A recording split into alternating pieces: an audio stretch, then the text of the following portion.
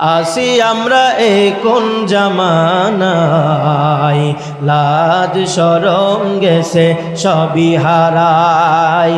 কথা বলেন ঠিক কিনা? আছি আমরা এই কোন জামানায়, লাজ শরম গেছে সবই হারাই। মুসলমানদের সন্তানদের দিকে তাকাইলে বোঝা যায় না এটা মুসলমানের সন্তান।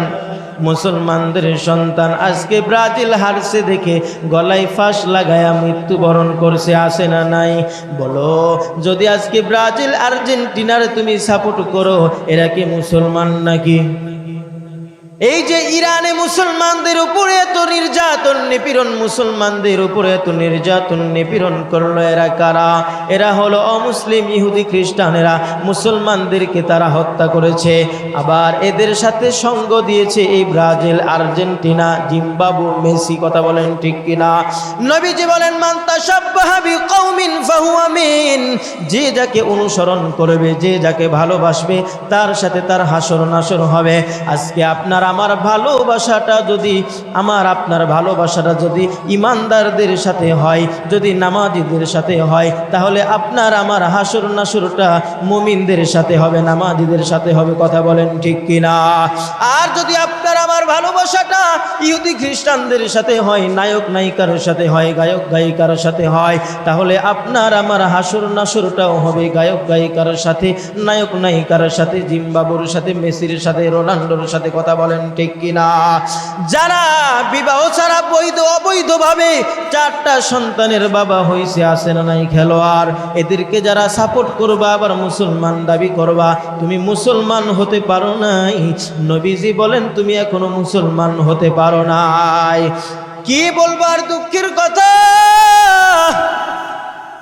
আল্লাহ তাআলা জান্নাত থেকে যখন আমাদের বাবা হযরত আদম আলাইহিস সালাতু ওয়াস সালাম এবং হাওয়া আলাইহিস সালাতু ওয়াস সালামকে জান্নাত থেকে বের করলেন, বের করার পরে হযরত আদম আলাইহিস সালাতু ওয়াস সালাম 3টা পাতা দিয়ে তার লজ্জাস্থান ঢাকলেন। কয়টা পাতা? কথা বলেন মুসলমান, কয়টা? দেখেন, মুসলমানের বাচ্চারা মারা গেলে কয়টা কাপড় দিয়া তাকে কাফন দাফন করে? কয়টা? 3টা।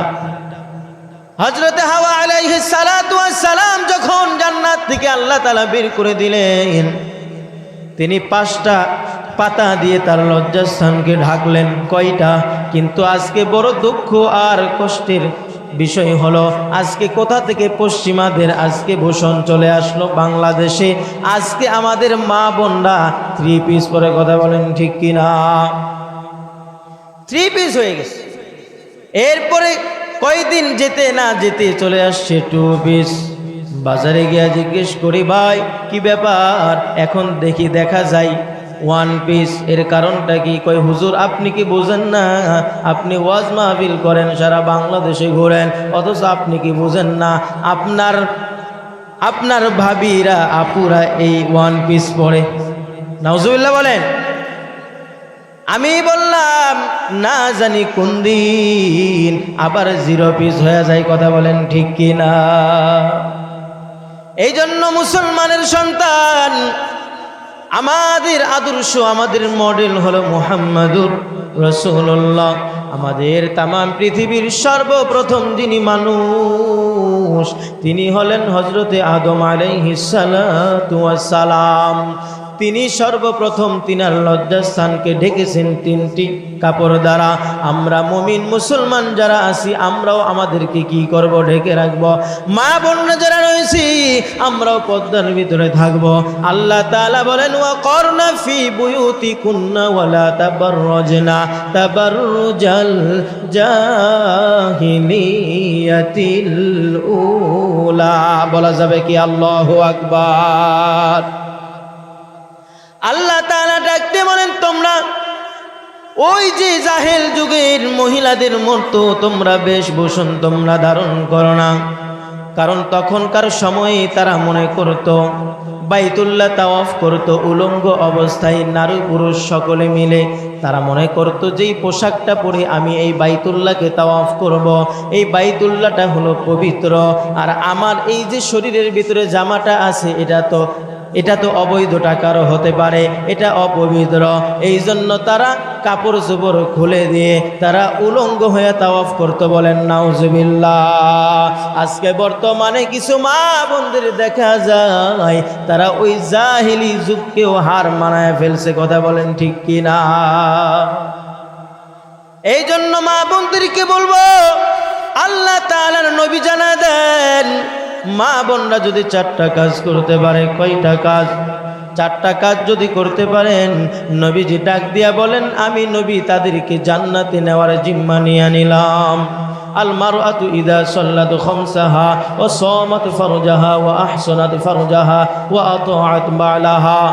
আল্লাহ তাআলা ডাক দিয়ে বলেন, মা বোনদেরকে ডাক দিয়ে বলেন, নবী আলাইহিস সালাতু ওয়াস সালাম, 1 নাম্বার যদি কোনো মা বোন যদি 5 ওয়াক্ত নামাজ আদায় করে, কয় ওয়াক্ত নামাজ? তাদের সমস্যা ব্যতীত 5 ওয়াক্ত নামাজ যদি আদায় করতে পারে।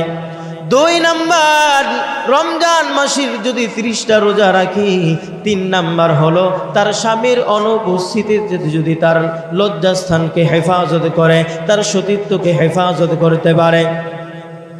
4 নাম্বার, তার স্বামীর মালগুলোকে সে কি করবে?